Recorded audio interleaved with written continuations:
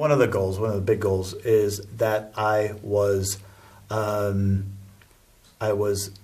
dissing realism in particularly computer generated imagery. And I mean sometimes in this case my dissing is very backhanded. It's kind of complimentary because I love realism. I love doing realism in my work. But realism in CGI has gotten a really bad rap amongst many people, and for good reason. You know, the idea of the uncanny valley, the idea of that you see these characters on screen and they've got blemishes and they've got photorealistic wrinkles on their forehead and their eyes have perfect looking irises and their teeth look great. And yet when you see them actually try to act on screen, they really fail. They really look horrible. They look creepy. Lots of films that have been out there, these photorealistic films that have kind of shown us that when we gaze into the abyss of beautiful computer-generated imagery, it makes us want to run screaming back to the days of Snow White. For better or worse, that's the kind of territory that I'm in with my films. I've got these nice photorealistic characters that aren't quite real. I'm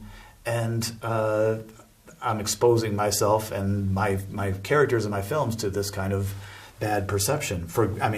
Justifiably that it might be a bad perception, but I think that I do it on purpose and for a good reason, that I'm trying to challenge people a little bit on realism. And I go into this uncanny valley, and I kind of do it on purpose. And I did it with my last film, Subconscious Password. I find that uncanny valley that is so derided by people actually does have some cool stuff in it. And you have to look around. It's really kind of barren land that nobody wants to be on. But for me, the uncanny valley actually has some storytelling value that's worthwhile. Like that realism that we see. In my last film, Subconscious Password, I go into a person's subconscious mind. And, in that subconscious mind, there is the memory and the images that we form of things, and particularly people in our lives. We close our eyes and we can remember what, our mother looks like, or what our, best friend or wife or husband looks like. But that picture we have in our heads it's realistic, but it's not quite real. Of course it's not quite real. It's not the person. That's like the uncanny valley. So I go in there to a person's brain, inside a person's brain, as he's trying to remember the name of his friend whose name he can't remember. There's a lot of weird, screwed up substance that goes on in a person's head that involve memories and archetypes and weird recollections of people and places that they knew, while they're trying to find something as dumb and as mundane as the first name of their best friend. That's the territory that I'm exploring in this uncanny valley of a person's head. Ryan is an animated documentary, and probably of the 3 films that I've done last is the least uncomfortable, because it is this guy, Ryan Larkin, and it's me interviewing him. So it's not anything that's necessarily driven directly into, it's not something that the audience has to identify with as being like them. They can make that conclusion on their own, but it really is me and Ryan Larkin talking to each other, and Ryan talking about his life. And then I did the last film, or the film right after that, was The Spine. I think that's probably the most uncomfortable, as you say, uncomfortable film for people to watch, because I am showing a kind of relationship that a lot of us have. Dysfunctional, codependent, based on habits, often very unhealthy habits that we show that dehumanize us to some extent, but also keep our partner with us.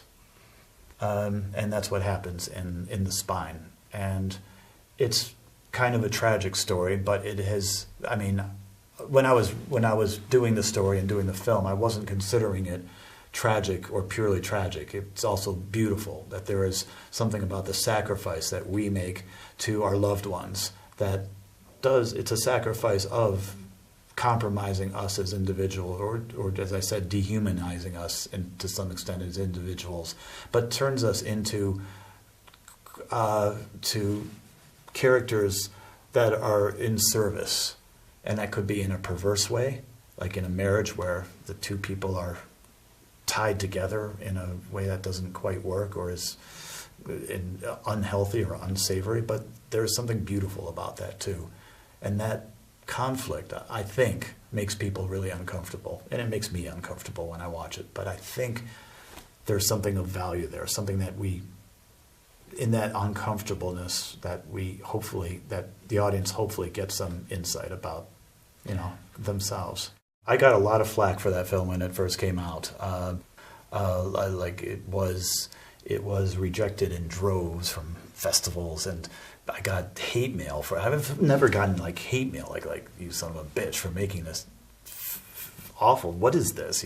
Just for about 6 months, I was getting a lot of negative stuff, and then it just seemed like after that there was kind of an aha thing, that I wasn't there to just assault the audience, that there is something that they're getting, I hope they're getting out of it, and that thing is, what, for better or worse, was summed up by Hitler himself when he said that, if you tell a lie long enough and loud enough, people will take it as the truth. I'm paraphrasing, and he probably stole that from somebody else, but he was the guy who kind of popularized that idea, that quote.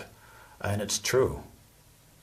We see that all the time. We're subjected to lies, in media. I think I'm being trite by even saying it because it's so obvious, that we come to accept truths about how we are, how we should look, how we should behave, who we should obey. All of that is out there. And it's like somebody walking up to a guy who's minding his own business and telling him that he's a clown.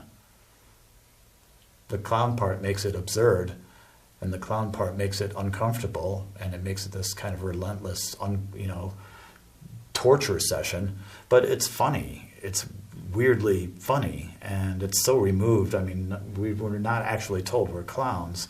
So on a literal sense, we're fine. It's just that movie. That's about bad clowns. But yeah, after a while, people get something about what the movie's trying to say. And it worked. It's an infamous movie today because of that.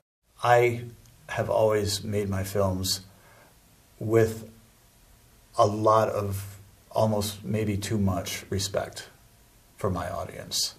Like, I want my audience to love my films. And I am fine with that being a tough love. And I made Bingo.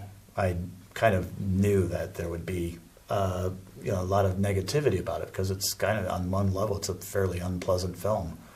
But I feel respect that I'm not just taking them to some place and leaving them there. I don't want to assault the people who are watching my film.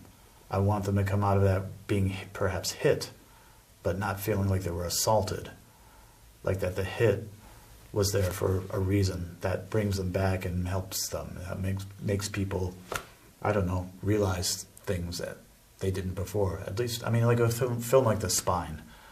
That's sort of what I was feeling in my heart when I was, finishing up that film.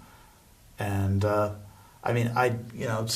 don't necessarily succeed in doing that, or as much as I think I have succeeded, but I keep trying.